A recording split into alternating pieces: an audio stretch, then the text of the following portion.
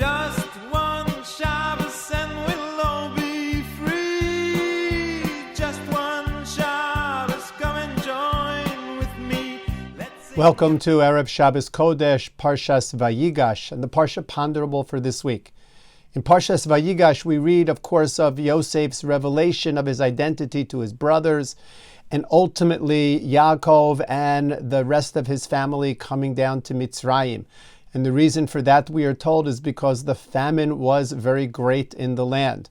And there was, of course, food in Mitzrayim, so Yaakov and his children come down to Mitzrayim, thereby fulfilling the prophecy that Yosef had as a young child.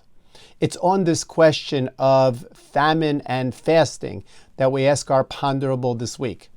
The story is told of Rav Zilberstein, who was once visiting a hospital and heard one of the patients complaining because of the fact that his surgery was being delayed over and over and over again.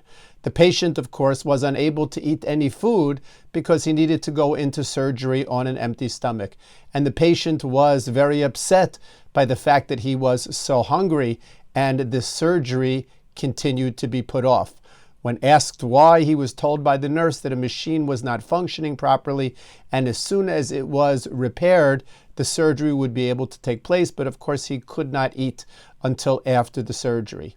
Rav Zilberstein, hearing the complaints of this fellow, went over to try to comfort him. And the fellow told Rav Zilberstein that he shouldn't really worry because, in effect, the person having the surgery, had it coming to him. For he was, after all, someone who was formerly a religious person, and he had gone off the derech. And there were plenty of times, he told Rav Zilberstein, that on a fast day, he had deliberately eaten. And so now he thought that Hashem was punishing him by forcing him to fast on this day. Incredulously, Rav Zilberstein turned to him and said, "Do you know what today is? It is Asara B'Teves. It is the fast of the 10th of Teves."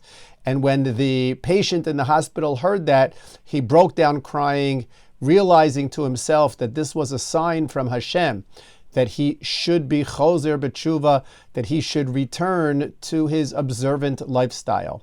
Following the successful surgery, the patient asked Rav Zilberstein if he was able to continue the fast that he had begun in the morning and say Anenu, the prayer added to the Shemona Esrei, on a fast day at Mincha.